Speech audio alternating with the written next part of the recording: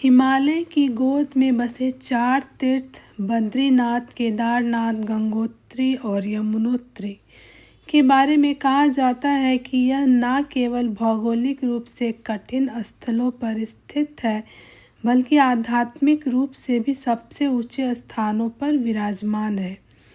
इनमें बद्रीनाथ को विशेष महत्व प्राप्त है। यह वही स्थान है जहां मान्यता है कि पृथ्वी और स्वर्ग एक दूसरे से मिलते हैं। 20वीं शताब्दी के मध्य में इन धामों को छोटा 4 धाम कहा गया, लेकिन इनका आध्यात्मिक महत्व कभी छोटा नहीं रहा। यहाँ तक पहुँचने के लिए श्रद्धालुओं को समुद्र तल से 4000 मीटर से अधिक की ऊंचाई तक चढ़ाई करनी होती है। कभी यह रास्ता सहज होता है तो कभी बेहद कठिन और परीक्षा लेने वाला। हिंदू धर्म ग्रंथों में उल्लेख मिलता है कि यमुनोत्री, गंगोत्री, केदारनाथ और बद्रीनाथ केवल तीर्थ स्थल नहीं, बल्कि वो ऊर्जा केंद्र है जहां आत्मा स्वयं को मोक्ष के द्वार पर महसूस करती है। कहा जाता है इन 4 धामों के दर्शन मात्र से मनुष्य का जीवन धन्य हो जाता है। यहाँ तक कि पिछले जन्मों के पाप भी यहीं धुल जाते हैं और आत्मा जन्म मरण के चक्र से मुक्ति पा सकती है। ये वही पावन भूमि है जहाँ तीर्थयात्री सबसे पहले गंगोत्री और यमुनोत्री का जल लेकर केदारनाथ पहुँचते हैं और वहाँ भगवान केदारेश्वर पर जलाभिषेक करते हैं। यह यात्रा एक परिक्रमा की तरह होती है। आइए पहले हम यमुनोत्री के बारे में जानते हैं। यमुना का जन्म कोई साधारण घटना नहीं थी, बल्कि एक ब्रह्मांडीय संतुलन की शुरुआत थी। इस दिव्य गाथा की शुरुआत होती है सूर्य देव से। वेदों में जिन्हें जगत की आत्मा और सृष्टि का नेत्र कहा गया है, उनका तेज इतना प्रखर था कि पत्नी संजना, जो कि विश्वकर्मा की पुत्री थी, उस तेज को सह नहीं सकी और अपनी असमर्थता को देखते हुए संजना ने अपनी ही छाया देवी को सूर्य के पास छोड़ दिया और स्वयं तपस्या हेतु हिमालय की ओर प्रस्थान कर गई। सूर्य को इस बात का ज्ञान नहीं था कि वह संजना नहीं, बल्कि उसकी छाया के साथ रह रहे हैं। यहीं से जन्म होता है छाया और सूर्य के संयोग से यमराज शनिदेव और यमुना का। यमुना का जन्म एक शीतलता और करुणा की शक्ति के रूप में हुआ था। एक ऐसी शक्ति जो अपने पिता सूर्य की प्रचंडता के ठीक विपरीत शांति और माधुर्य का प्रतीक बनी।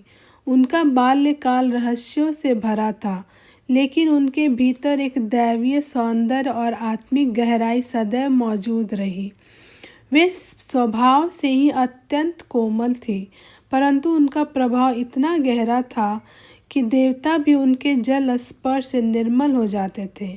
उनके भाई यमराज से उनका संबंध मात्र जन्म का नहीं, बल्कि आत्मा से आत्मा का जुड़ाव था। एक दिन यमुना ने यम से वचन मांगा कि उनका यह संबंध सदा बना रहे। यमराज ने वचन दिया कि जब तक बहनें अपने भाइयों के कल्याण के लिए व्रत रखेंगी, तब तक वे अमर रहेंगे। भाई दूज या फिर यम द्वितीया की यही पौराणिक जड़ है, एक ऐसी परंपरा जो प्रेम, आस्था और आत्मिक बंधन का प्रतीक बन गई। पर यमुना की कहानी यही नहीं थमती। जब देवी यमुना ने अपने आप को एक जलधारा के रूप में प्रकट करने का निर्णय लिया, तब वे केवल एक नदी नहीं बनी, वे एक मार्गदर्शक बनी। जीवन के पापों को धोने वाली शक्ति, हृदय के निर्मल करने वाली चेतना। उनके इस निर्णय की गूंज हमें पद्म पुराण की उस कथा में सुनाई देती है, जहां 2 पापी भाइयों में से एक केवल यमुना के स्नान करने के कारण स्वर्ग का अधिकारी बन सका।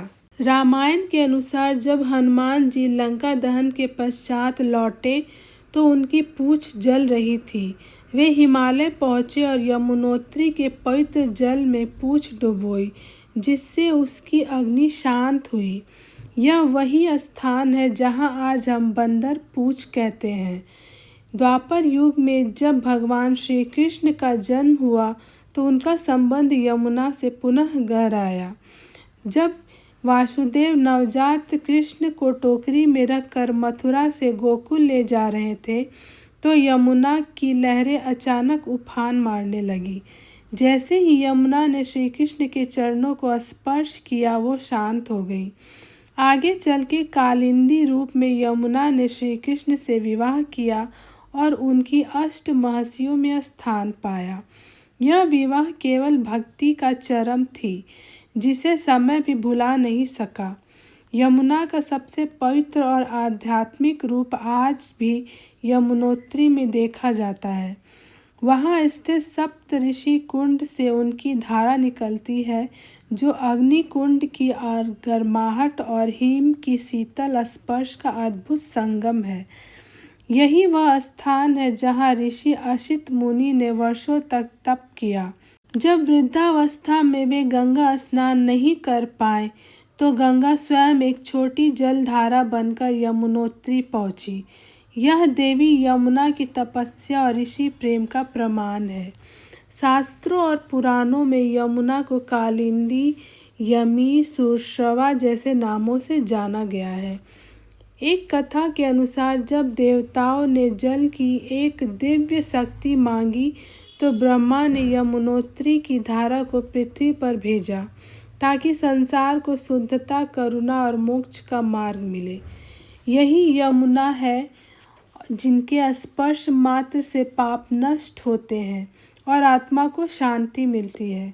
आज भी यमुनोत्री की कठिन यात्रा एक आध्यात्मिक परीक्षा है, लेकिन जो भी वहां पहुंचता है वह महसूस करता है कि उसने सिर्फ एक तीर्थ नहीं बल्कि एक जीवित देवी से भेंट की है। जय यमुनोत्री।